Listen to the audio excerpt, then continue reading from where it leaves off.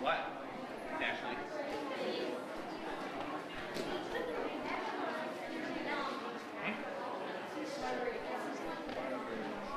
You want to do that to start or at the end?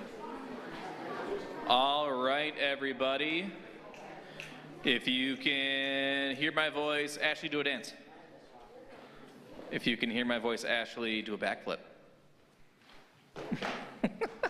Yeah. Golf clap, golf clap. Ashley has some important stuff for us to listen to, so naturally tune out. Stop it. I'm so excited you're all here. Oh my gosh, I'm like super pumped. So I'm glad you're here. Welcome back. I hope you had a nice 3-month hiatus. Is that what it was? Pretty much? Yeah, a sabbatical. There you go. Okay, so I have a couple of announcements. So I know we had mentioned the youth gathering that was going to be in Minneapolis this summer, and people for 8th graders opted to either come or not. So 8th graders, it was canceled. Sad. But there's going to be something different that's going to be offered, and we're still waiting to kind of get some information on it. So we are, based on that thing, it's only going to be like a few days overnight in the Minneapolis area, we are assuming. And so we're going to reopen it up. So if there are some of you that didn't want to do that full week with that high fee, it'll be open for you 8th graders to do 2 nights, 3 days. So keep an eye out for that. I'm like really out of breath. I was dancing all of worship. Okay. Whew.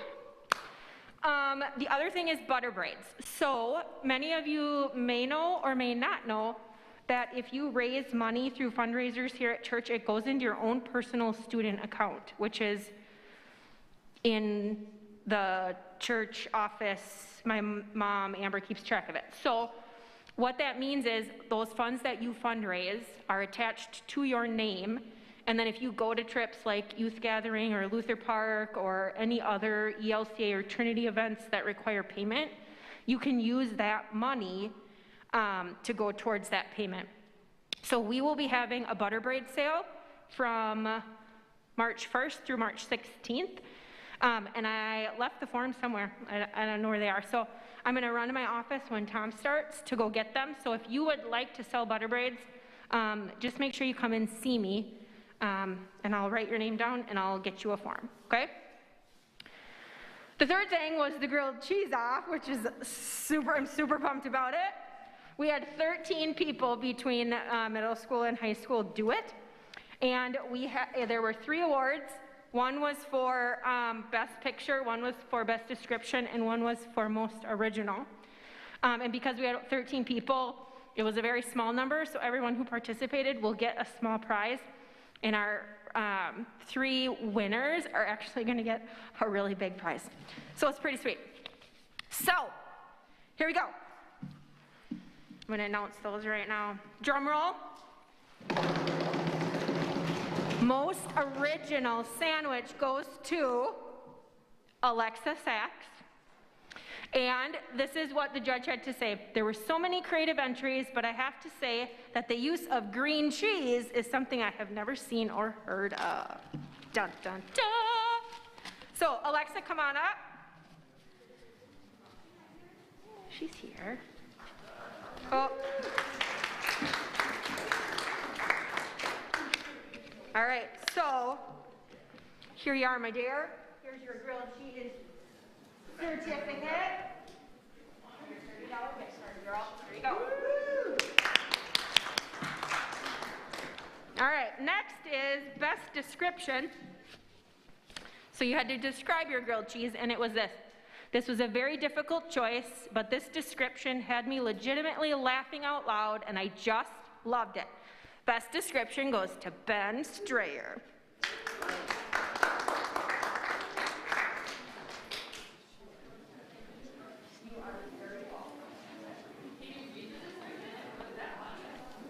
Oh, The part I remember was that it was a 5 out of 5 with 1 review.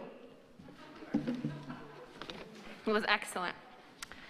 The best photo, the description is that caramelization and the gooey cheese spilling out along with the professional style plating just jumped out at me and made me truly crave this sandwich.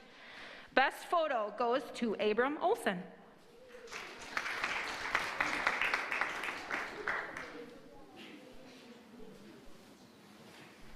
Don't give it to your mom. Whatever. And just to be clear, I did not judge, just to be clear. All right, so if you were I just want to thank you so much for participating. The judge really enjoyed it and really wanted to give like 3 or 4 awards in every category because you guys did such a great job. So I'm looking at a way we can do something similar to this again sometime soon. So, Tom, all you.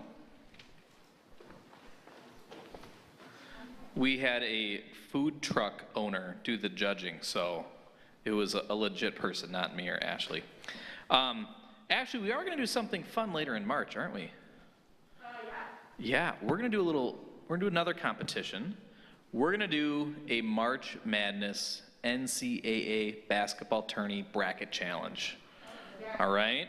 There is nothing fantastic about trying to get, there's no strategy. Like, we just want people to put them up, like, make the picks. We'll put them on the tool bench bulletin board.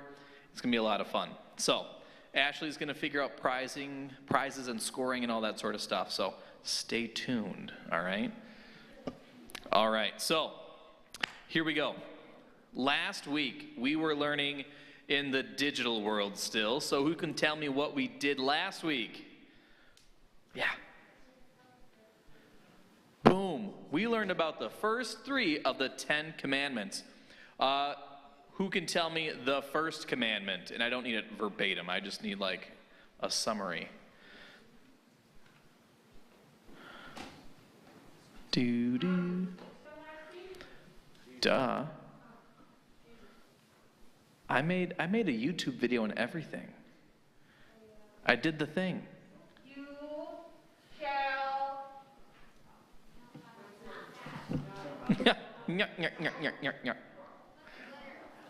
No. Hold on. You shall have what? No. First commandment. You shall have only one. There we go. All right. See, you can even see it with a finger. You shall have only one God. Okay. We talked about idols and all that stuff. Number 2. Commandment 2. Yeah. Yes. Yeah. And you can see a V right there. Boom. Don't use the Lord's name in vain. Yeah. 3. What does this letter look like? Or what do these numbers look like? The letter W. What's often associated with? Don't win.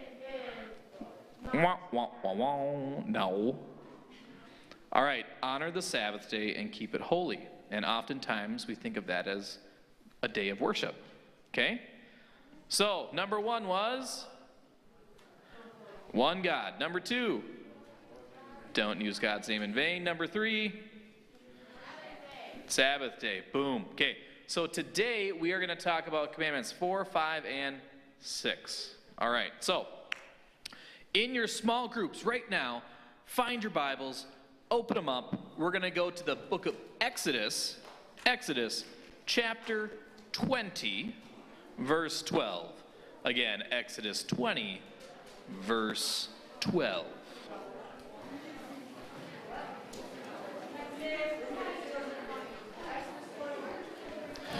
Find that in your Bible. Read the verse together. Exodus 20, verse 12.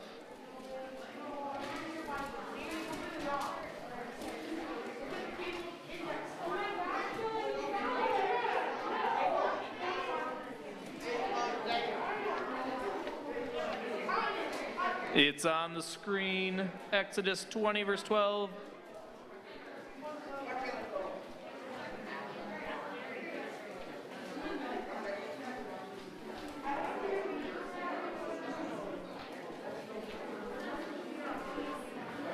And once you have found that verse, read it together as a group.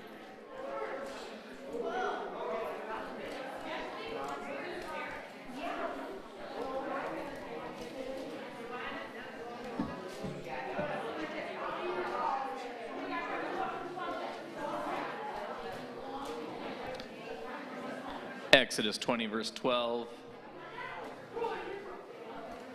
All right, hopefully you're reading it together, right? Meow.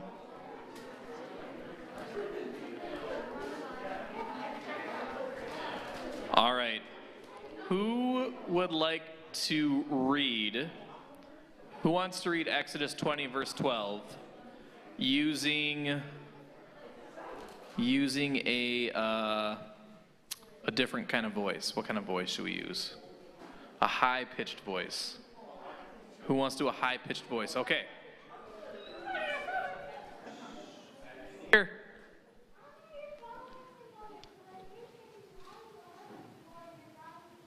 All right. Honor your father and mother. So I don't have an answer, but I want to know because I'm an old fart. Ashley's an older fart. I want to know, what does honor mean to you? Honor. What does that mean to you? So talk about that in your small group. What does honor mean to you? And then I want to hear your responses.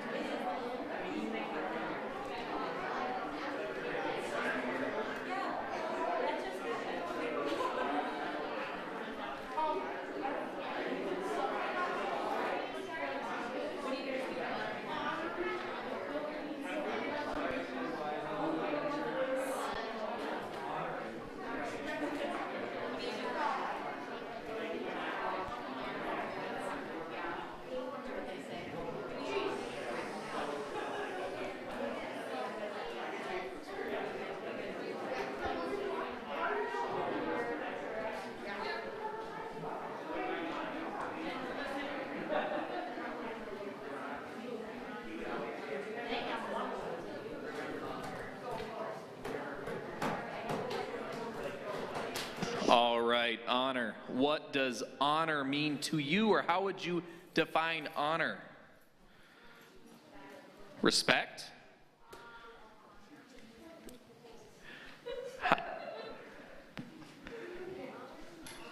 We'll come back. Yeah. Yeah. Okay, giving credit where credit is due. Yeah, so not like stealing it or anything. I like that. Yeah. Anyone else over here? No? Okay. Anyone else? Yeah. No, one thing that strikes me with honor, when you're talking about parents, is, I was just telling you a story when my mom grew up, every time she would leave the house, my grandpa would always say, remember whose kid you are. And I think it's like, it's living your life with character, and when you walk out the door, you're reflecting also on your parents. So Yeah, so for those of you online who couldn't hear Mr. Feibiger, it's living a life with character and remember whose kids you are when you leave the house, right? So it's living not just willy-nilly, but with intention that your actions reflect upon your family and yourself and your larger community. I love that, living with character. Yeah. Anyone else in this section? All right, over here, this section. Anyone?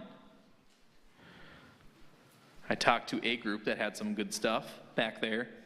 Abby Strayer. Okay, fine. My group's really good. To kind of hurt someone to love you or to treat them differently than others, you treat them nicer. That's a different kind of respect. Yeah, so to hold someone above yourself, to hold them in high esteem. Yeah, I like that. All right, this group over here, or groups over here. Anyone?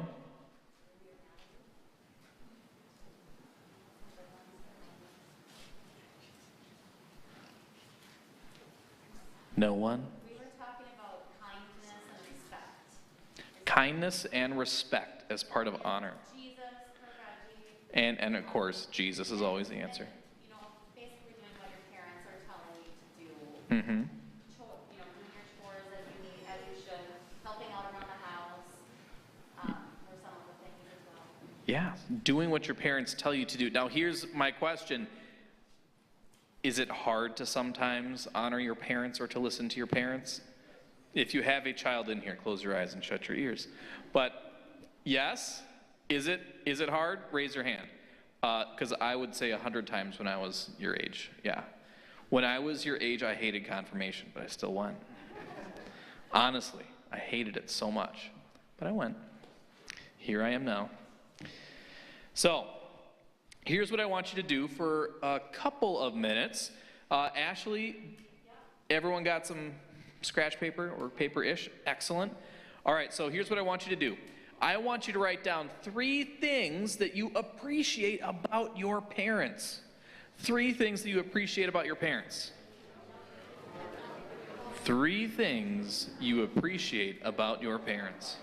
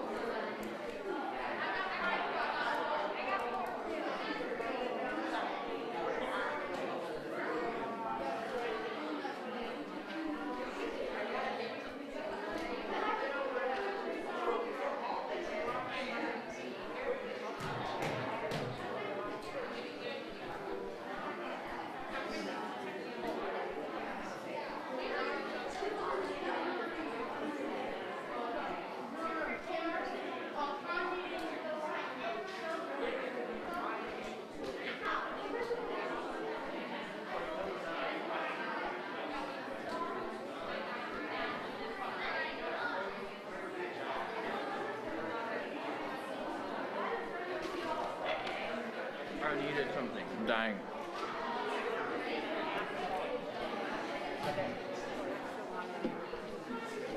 Ha. Smart. All right, my friends. So, who wants to name one of those things that they appreciate about their parents? Yeah. Go ahead. They feed me. They feed you. They give me money. They give you money. A cent an hour. Why? Just for being you? Okay, all right.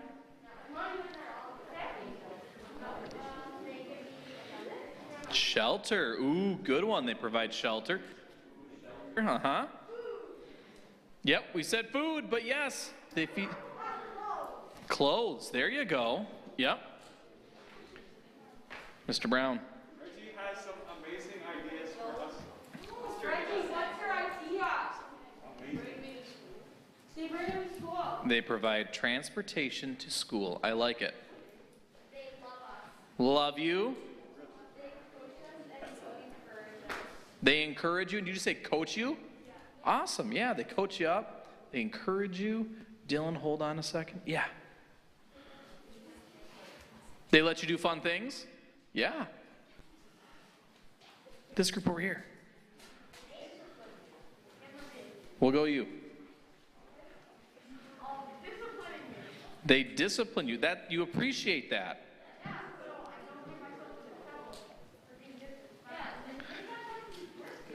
You are a golden child.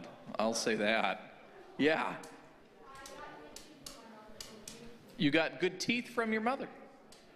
All right. I got good hair from my mother too. Nyuk, nyuk, nyuk, nyuk, nyuk. Okay. Dylan. They give us free Wi-Fi.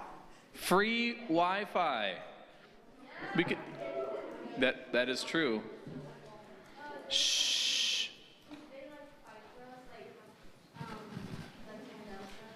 Yeah, they stand up, they advocate, they fight on behalf of you and for you. These are some great answers. Last one, Ben. Say it again, there was a little too much talking. They give you wisdom and advice, yes. When you've got a problem, they are someone that can provide feedback. Now, who provides better wisdom?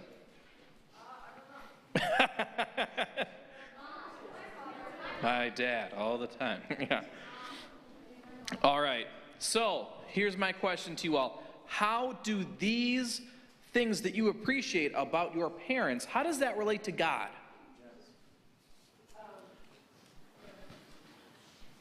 How do these things that you appreciate about your parents relate to God? Yeah.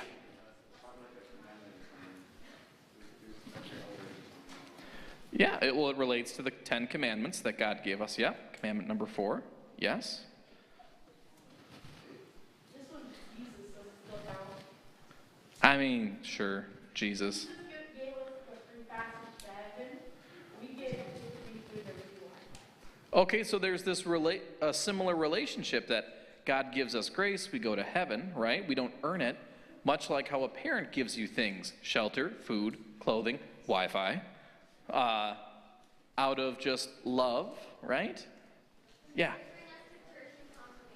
They bring you to church and confirmation.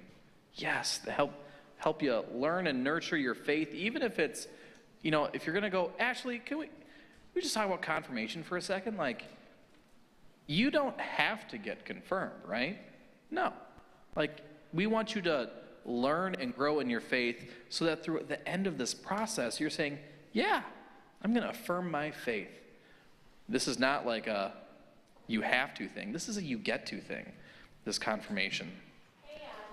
And? Because it's not required by us, the church, that's a conversation that you need to have with your parents. And part of your parents bringing you to confirmation has to do with giving you all of the knowledge that you can get and to keep learning about it, so that at the point of affirming your faith, it's an educated decision.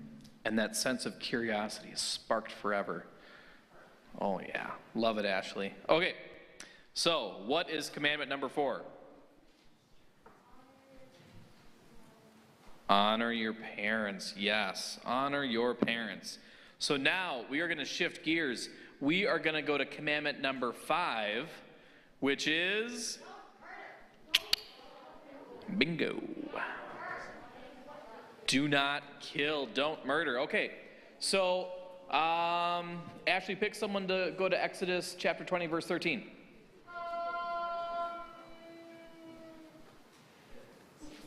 No, choose Reggie. Choose Reggie. Reggie, go to Exodus 20, verse 13, and read it. And let's use a sports announcer voice. There you go. You can come up to the mic and everything.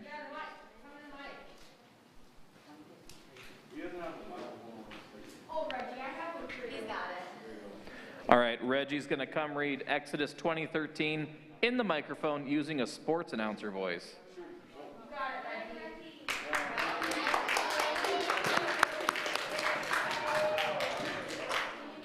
All right, Reggie, you've got 2 options.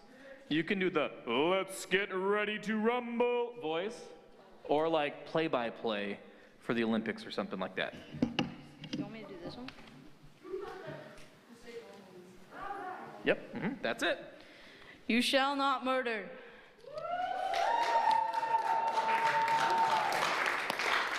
All right. You shall not murder. Now, Ashley attended a conference this past weekend, and she took this theological track for her learning, and the person who was teaching was one of my professors at seminary, so she really geeked out. I'm glad she did. Now, this professor goes back to the Greek and the Hebrew and looks at this word and sees murder as the literal homicide murder. But I like to think of it in a broader sense. What are ways that we murder people right now? Yeah, okay. Because we all have, right? We all have. All right, so here's a little story, and I'm sure you've heard it or seen it on some TikTok thing, right? So if you were to have an apple and you drop it on the ground multiple times, it just looks like an apple when you pick it back up. But when you peel the skin off the apple's bruised, it's softened, right? The apple was damaged. So we too can damage other people. We may not literally kill them, but we can hurt people. So here's what I want you to do. I want you in your small groups here, talk about ways that you have seen or you have participated in harming people. Like, okay, so hold on. Yeah. All right, I'm going to be completely transparent. I have sent mean text messages before. Right? To Ashley. No, but seriously, like when I was in high school, yeah, I mean, totally. I was not above, high school drama. I would send some nasty texts sometimes.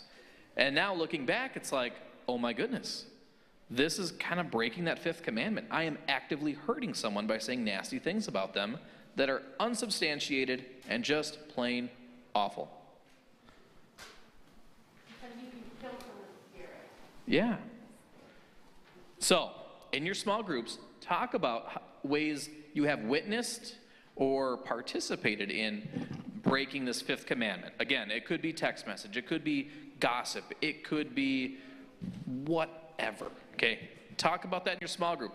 And it's okay to get vulnerable and be honest with folks. This is a safe space.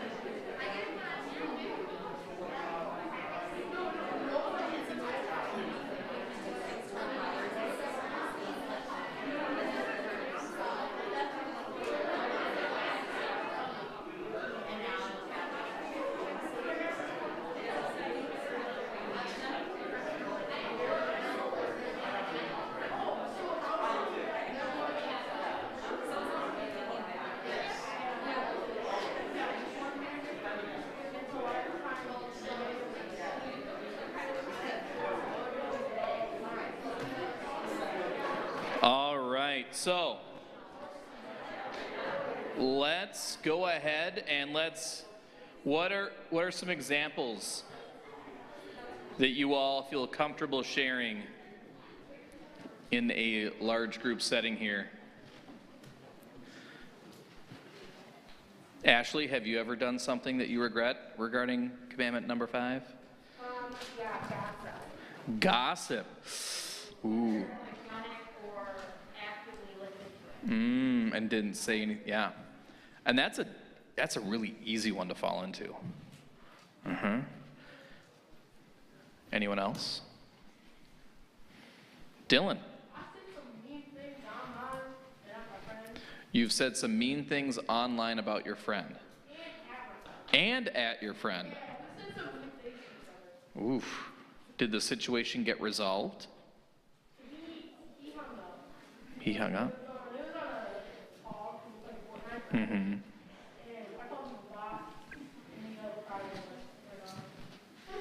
Was that a nice thing to do, Dylan?